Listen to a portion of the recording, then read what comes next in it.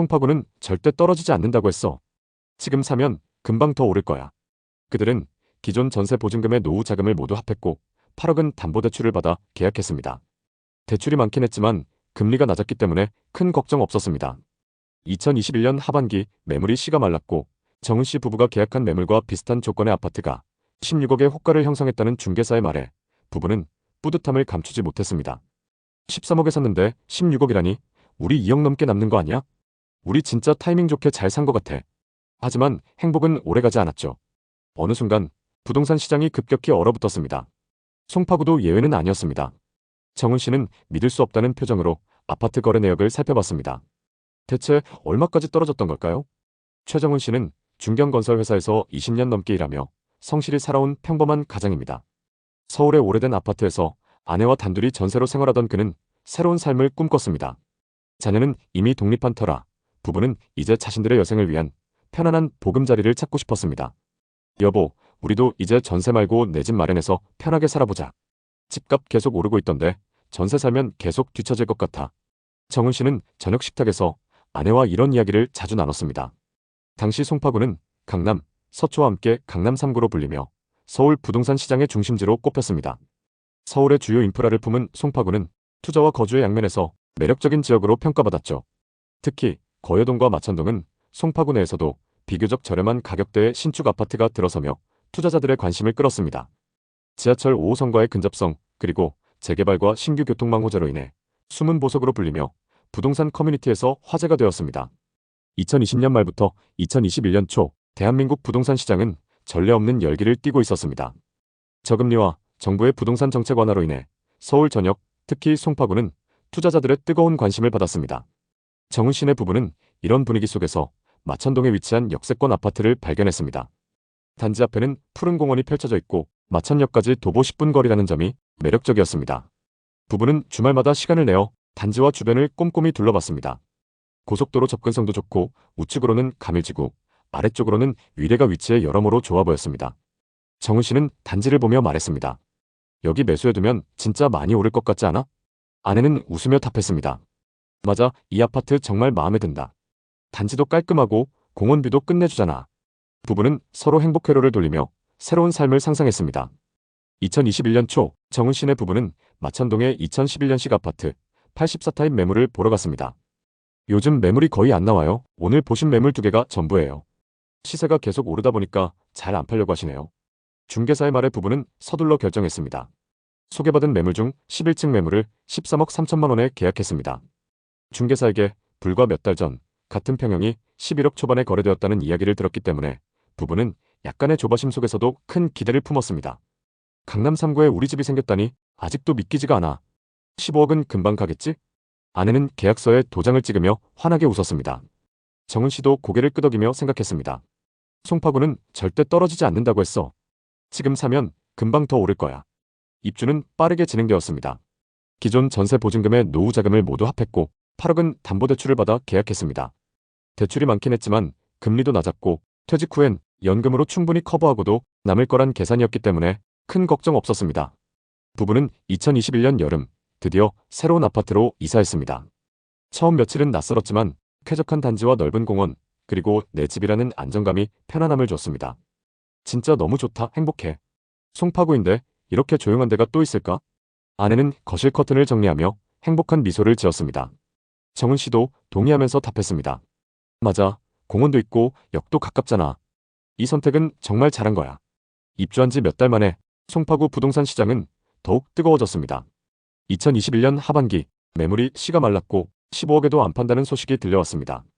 정은 씨 부부가 계약한 매물과 비슷한 조건의 아파트가 16억의 호가를 형성했다는 중개사의 말에 부부는 뿌듯함을 감추지 못했습니다. 16억이라니 우리 2억 넘게 남는 거 아니야? 우리 진짜 타이밍 좋게 잘 산 것 같아. 정은 씨는 흥분을 감추지 못하며 아내와 이야기를 나눴습니다. 부동산 앱을 확인할 때마다 호가가 치솟는 걸 보며 부부는 희열을 느꼈습니다. 부동산 커뮤니티에서는 송파구, 특히 마천동에 대한 긍정적인 전망이 넘쳐났습니다. 송파구는 강남 3구, 여기 안 오를 수가 없지. 마천동도 이제 잠실 뺨친다. 재개발 호재의 교통망 확충까지 18억도 시간 문제야. 부부는 매일 저녁 공원을 산책하며 앞으로의 계획을 세웠습니다. 이 집값이 18억, 20억까지 가면 수익 실현하고 더 상급지로 갈아타자. 그러다 보면 우리도 강남 건물주 될 수 있어. 하지만 시장은 언제나 예상대로만 움직이지 않습니다. 2022년 말 부동산 시장의 분위기가 심상치 않게 바뀌기 시작했습니다. 한국은행의 금리 인상이 본격화되면서 대출금리가 2%대에서 5, 6%대로 치솟았고 부동산 시장은 급격히 얼어붙었습니다. 송파구도 예외는 아니었습니다. 마천동은 재개발과 교통망 호재로 주목받았지만 금리 인상과 경제 불확실성으로 거래량과 금액 모두 급감했습니다. 특히 마천동은 송파구 내에서도 잠실이나 가락동 같은 핵심 지역에 비해 외곽에 위치해 가격 조정이 더 두드러졌습니다. 부동산 커뮤니티에서는 불안한 목소리가 커졌습니다. 영끌한 사람들은 이제 큰일 났다.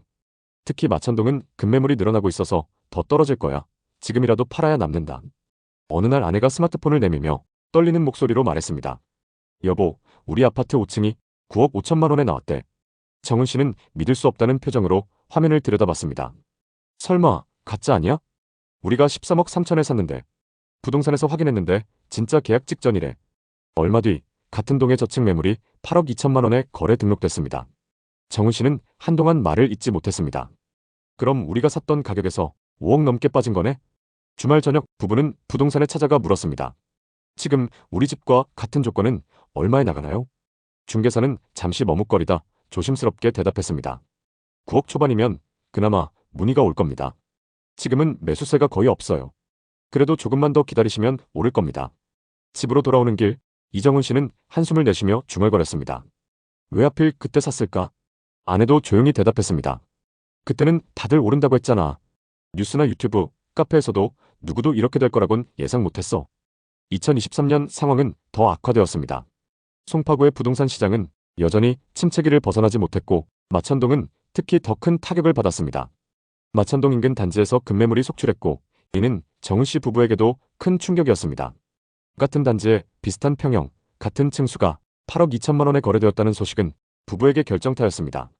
정은 씨는 거래 내역을 몇 번이고 확인하며 중얼거렸습니다. 5억 넘게 빠졌어. 이게 맞는 상황이야? 아내는 조용히 고개를 숙이며 말했습니다. 여보, 앞으로 얼마나 더 떨어질까? 우리가 몇 년을 벌어야 이 손실을 메꿀 수 있는 거지? 상승장에서의 과소비는 부부에게 큰 부담으로 돌아왔습니다. 정은 씨는 퇴직 후 소규모 컨설팅 일을 시작했지만 수입은 불안정했고 부부는 연금으로 생활이 부족했습니다. 부부는 재정 계획을 다시 점검해야 했습니다. 그때 좀 더 신중했어야 했어. 집값 오르는 거 보고 너무 들떴어. 정은 씨는 아내와 마주 앉아 한숨을 내쉬었습니다. 2024년 가을 송파구 마천동의 부동산 시장은 조금씩 회복 조짐을 보였습니다. 급매물이 줄어들고 같은 단지의 매물이 9억 초반에 거래되었다는 소식이 들려왔습니다. 하지만 여전히 부부가 계약했던 13억 3천만 원에는 한참 못 미쳤습니다. 취득세와 대출이자까지 고려하면 손실은 4억이 넘었습니다. 부동산 중개사는 조심스럽게 말했습니다. 요즘은 9억 중반대도 나오고 있어요. 송파구는 장기적으로 보면 여전히 잠재력이 크지만 마천동은 잠실이나 가락동처럼 빠르게 반등하긴 어렵습니다. 10억을 넘기려면 시간이 더 걸릴 거예요. 정은 씨는 담담히 고개를 끄덕였습니다. 우리가 산 가격엔 아직 멀었네요. 시간이 지나면서 정은 씨네 부부는 점차 마음을 다잡기 시작했습니다. 매일 저녁 공원을 산책하며 부부는 많은 대화를 나눴습니다. 여보, 우리 그냥 여기서 쭉 살자. 이사 가는 것도 힘들고 솔직히 여기가 나쁜 곳은 아니잖아. 맞아. 공원도 있고 마천역도 가깝잖아. 이 정도면 충분해. 부부는 연금과 퇴직 후 컨설팅 업무로 생활비를 충당하며 마천동에서의 삶을 꾸려갔습니다. 정은 씨는 건설 관련 컨설팅 일을 본격화했고 아내는 분양 현장에서 일을 배우며 조금이나마 소득을 늘렸습니다. 또 생활비를 절약하며 재정도 조금씩 안정되었습니다. 집값이 오르지 않아도 우리가 여기서 행복하면 그걸로 된 거 아니야? 아내는 거실을 청소하며 웃었습니다. 정은 씨도 창밖을 내다보며 대답했습니다. 이젠 그냥 여기가 우리 마지막 정착지라고 생각하자. 앞서 살펴본 부부의 이야기는 섣부른 투자의 위험성을 알려줍니다. 2021년 송파구 마천동은 강남 3구의 일원으로서 절대 떨어지지 않을 지역으로 불렸습니다.